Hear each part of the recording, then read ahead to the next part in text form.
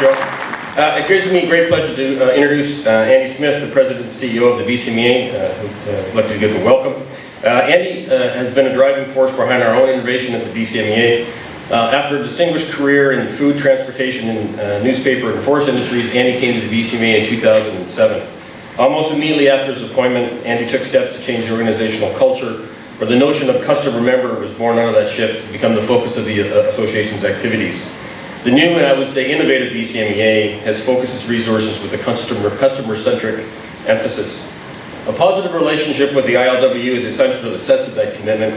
With that in mind, the BCMEA recently settled an innovative 8-year collective agreement, which is unheard of on the waterfront and unheard of in North America, ensuring sufficient and qualified workforce to meet the needs of the BCMEA. Please welcome Andy Smith.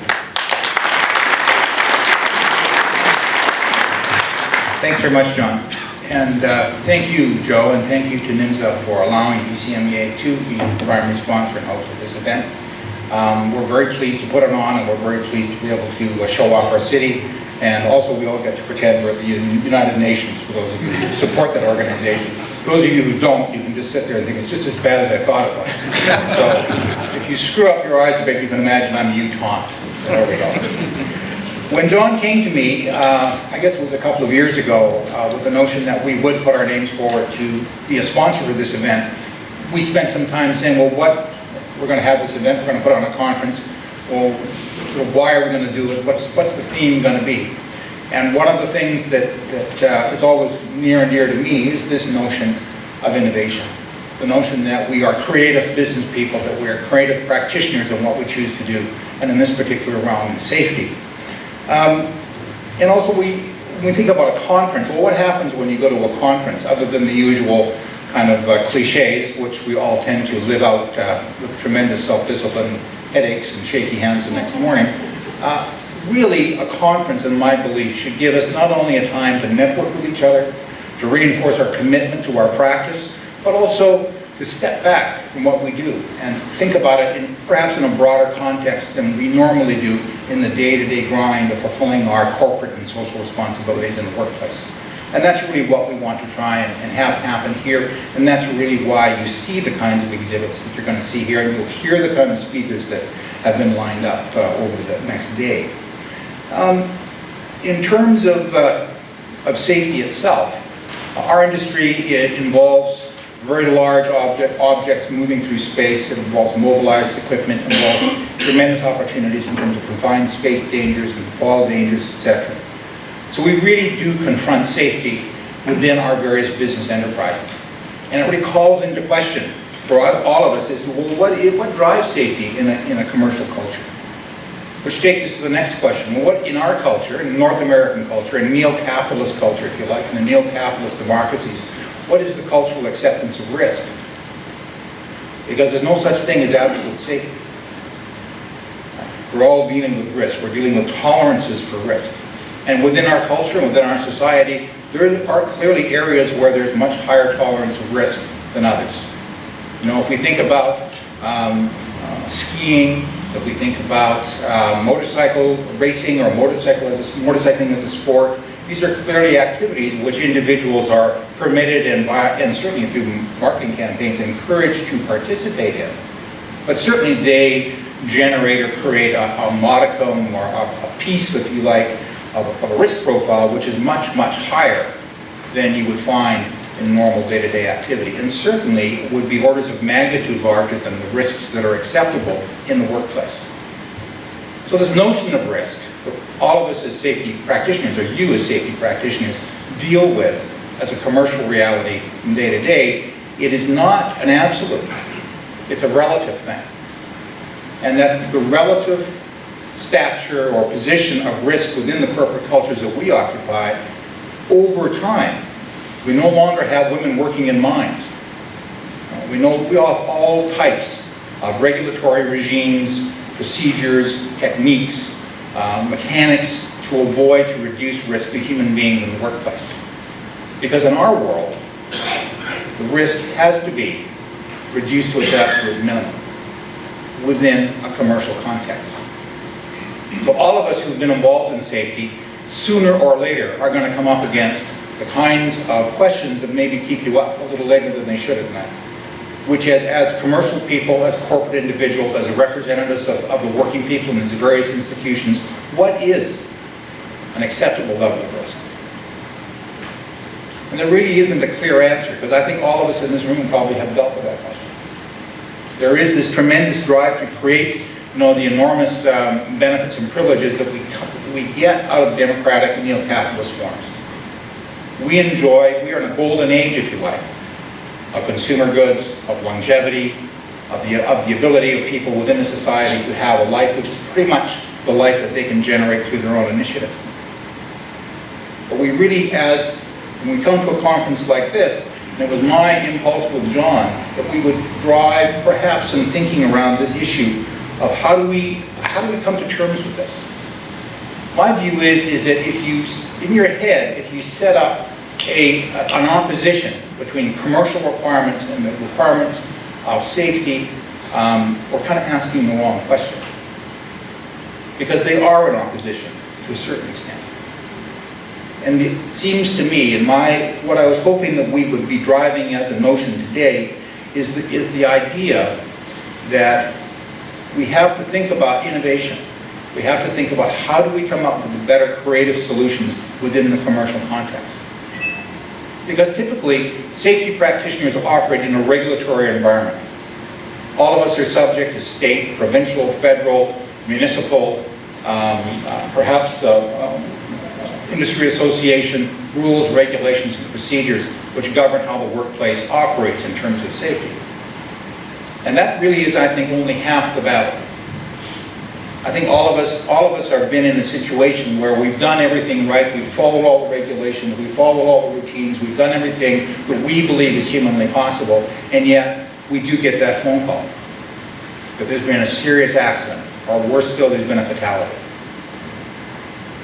And if you're carrying the can for safety in an organization, or you're the CEO, or you are the divisional head, then you know as well as I do that fatality rests in some way on your shoulders. Not completely, not utterly, but in some way. And so I think when we come to a conference like this, and the way we've structured the types of exhibits and the types of speakers that you're going to hear, it's really in a drive to try and open our minds up and come up with a different way of looking at this endeavor. I think that when we look at how democratic capitalist forms, why are they so effective? I mean, after the great crash of 2008, the innovation of the financial institutions might seem to be less than effective, but generally speaking, the history and the results, both in the Western world and now in the Asian world, this combination of democratic forms and capitalist forms have created tremendous social goods.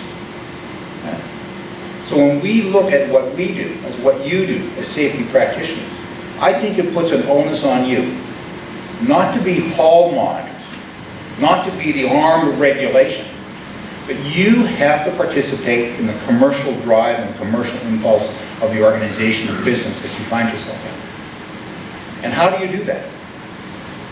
When you do that, you have your trade, if you like. Your trade is your knowledge of the regulatory environment in which you work.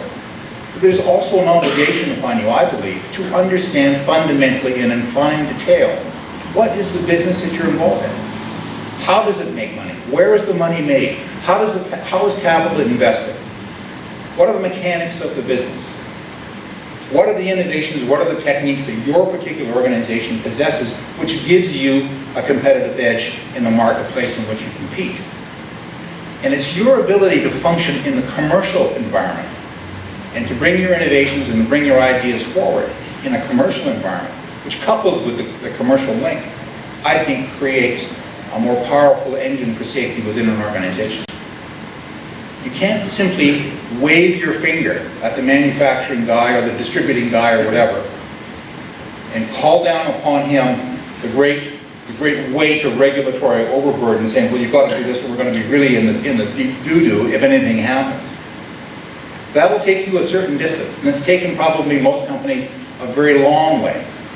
Certainly in the mining and forestry industries in this part of the world, which have had spotty, to say the best, safety records, the force of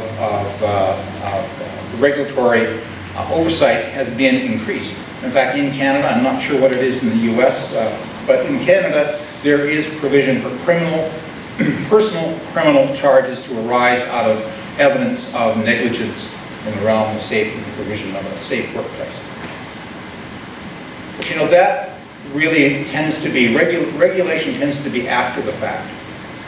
Regulation deals with what is.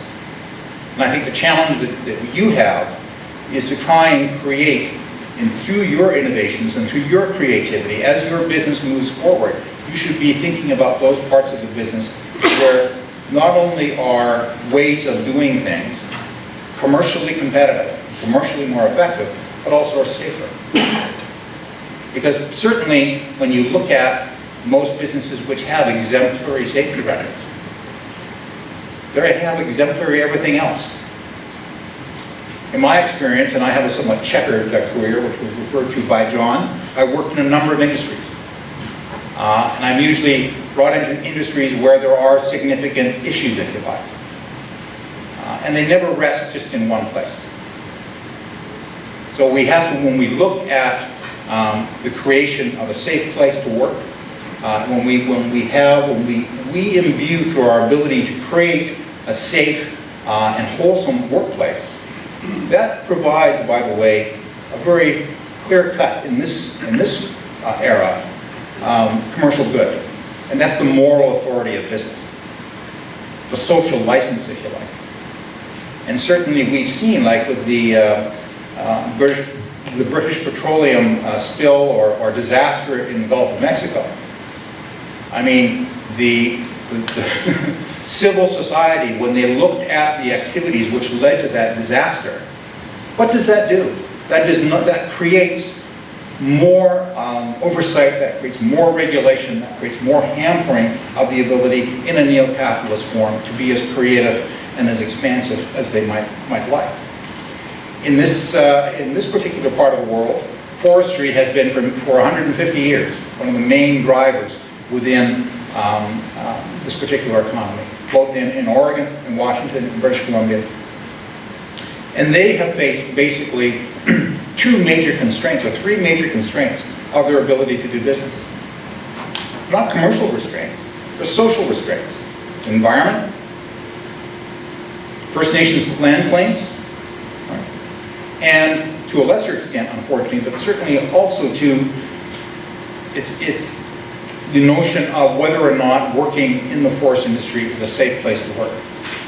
And certainly 5 or 6 years ago, the forest industry in this province was in, I would say, dire straits in terms of its ability to provide a safe workplace.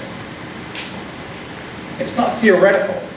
The ability of business to invest, the ability of business to expand, to do what it wishes, is very much dependent upon civil society's acceptance of them as moral organizations, moral institutions. And part of that moral impulse belongs to the notion of a safe and wholesome, if you like, workplace. And that very much rests in your hands. So you're not apart from the commercial activity. You're not in opposition to the commercial good. You participate in it. And your ability to participate in it and create the innovation commercial solutions to business problems which resolve the safety problems is a very vital part of the businesses as a whole, of the commercial enterprise. So my hope for this, and I thank very much those organizations that stepped forward as sponsors, was that there would be in each of you, perhaps as you go away from here, this notion of how do I innovate, what is innovation, how do I become more creative in what I do in driving the safety mission within my organization. And if that happens with any of you or any significant number of you, then I would be very much pleased and consider this conference a tremendous success. So far, I understand it has been a tremendous success. We arranged for some fabulous weather for you yesterday evening for the cruise, so you see what part of heaven we live in here. And of course, to keep you all in the building and paying attention, we've brought in the rain and the clouds today as well. So have a very good conference, and thank you very much for coming. Thank you.